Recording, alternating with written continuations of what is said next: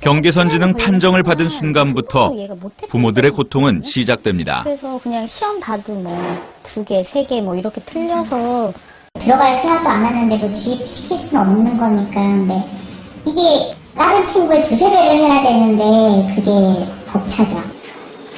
방법을 몰라 찾아간 병원과 센터에 각종 치료비 명목으로 나가는 돈만 해도 매달 100만 원이 훌쩍 넘는데요. 비용도 비용이지만 뚜렷이 나아지지도 않고 그렇다고 손을 놓을 수도 없는 상황이 부모들을 더욱 막막하게 합니다. 마음의 병이 쌓인 한 부모는 극단적인 생각까지 하게 된다고 말하는데요. 나도 모르고 정말 참 많네요. 자살하는 사람도 이해가 가고 자매가 있는 자식을 보내고 본인도 가는. 그렇게 벼랑 끝으로 몰린 가족이 선택할 수 있는 건 아이가 학교를 떠나는 것뿐이었습니다.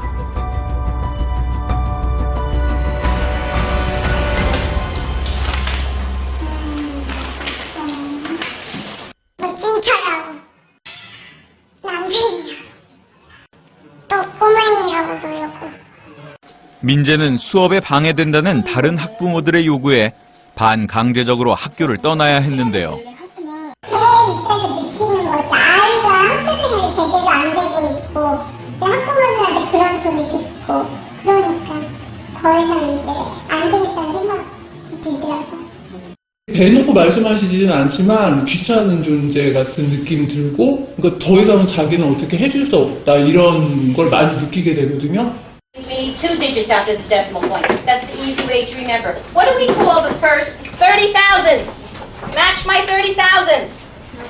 30,000s. 미국의 경우 일반 학교에서 위험군으로 의뢰된 학생의 48%가 경계선 지능이었고 학교 중도 탈락률은 일반 학생보다 10배나 더 높은 것으로 조사됐습니다.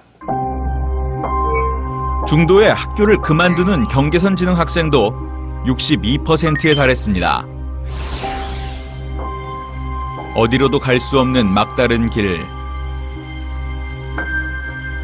그 길에서 느낀 고통은 성인이 되어서도 그들을 괴롭히기만 합니다. 네, 그건 진짜 줄을 잘. 고등학교까진 어렵사리 졸업했지만 별다른 직업을 갖지 못한 26살 김현수 씨. 경계선 지능 판정을 받은 그에게 사회의 벽은 너무나 높았습니다. 그만두거나 뭐 그런 애들이 많으니까 결과가 좋았다고 하긴 좀 어렵네요. 그러니까 그냥 보고 다음에 연락드릴게요. 가고 그러고 연락이 안 오니까.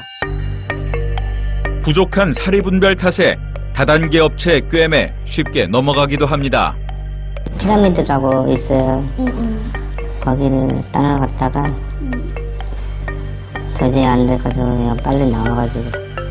결국 2년 전 다단계 업체에 들어간 동수 씨는 2천만 원을 날리고 빈털터리가 되었습니다. 성인이 된 이들에게 가장 큰 과제는 바로 자립입니다. 경계선 지능의 특성상 할 수 있는 일이 제한적인 데다 제대로 된 직업 교육을 받은 적이 없어 마땅한 일자리를 구하기가 어려운데요.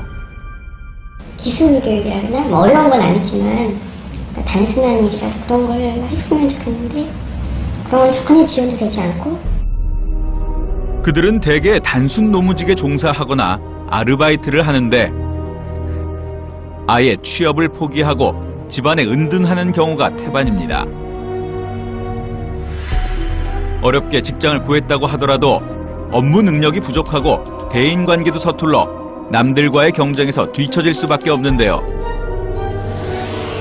경계선 지능 성인 20명을 대상으로 고등학교 졸업 후 사회 적응을 분석한 해외 논문을 보면 그들은 자신의 미래에 대해 심각한 걱정을 하고 있었습니다.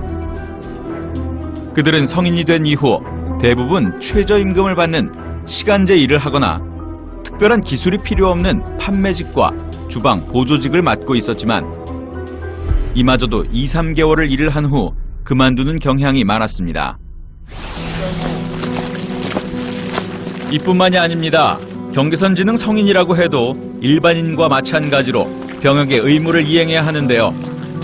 하지만 이들은 군에서도 적응을 못하고 상당수 관심병사로 분류되고 있습니다.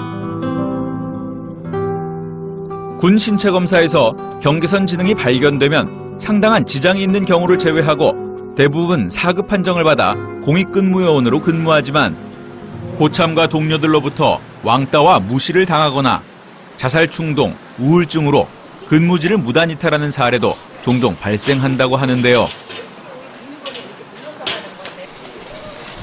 검사에서 경계선 지능이 발견되지 않아 현역으로 군복무를 하게 될 경우 문제는 더욱 심각해집니다.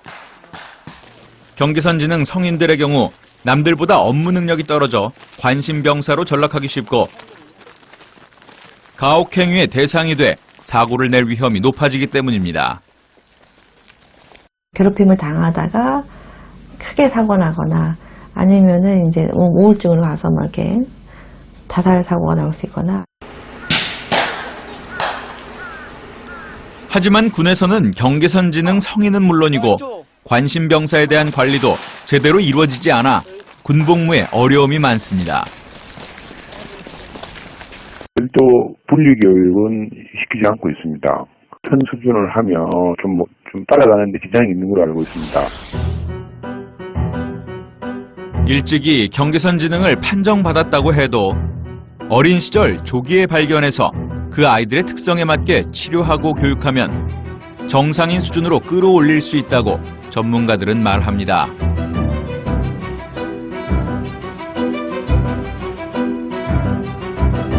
그러나 문제는 어린 시절 경계선 지능 학생들을 가장 먼저 발견하고 지도해야 할 선생님들이 그 문제를 크게 인식하지 못한다는 점인데요. 서울 시내 초중학교 200명의 교사들에게 경계선 지능에 대해 물었습니다. 응답자의 48%는 경계선 지능이라는 개념에 대해 잘 모른다고 응답했습니다. 특히 교사 10명 가운데 1명은 경계선 지능에 대해 전혀 들어본 적이 없다고 답해 교사들의 인식 개선이 필요한 것으로 나타났습니다. 사정이 이런데도 경계선 지능에 대해 가장 민감해야 할 교사 연수는 현재 턱없이 부족한 상황입니다. 이것의 의미는 또한 교사 양성 과정 어디에서도 경계선 지능에 대한 교육은 없었는데요. 교직을 이수하는 데 필요한 특수교육 관련 전공 과목은 고작 2학점에 불과하고 전공 서적엔 지능 장애에 관한 내용만 간단히 나와 있을 뿐 정확한 용어조차 없었습니다. 특수교육을 전공한 학생들도 마찬가지였습니다. 특수교육을 전공하고 있는데 아직 그런 경계선 지능 아동에 대한 그런 정확한 개념이나 그런 거는 배운 적이 없고요. 교수법을 위주로 많이 배우는 것 같아요.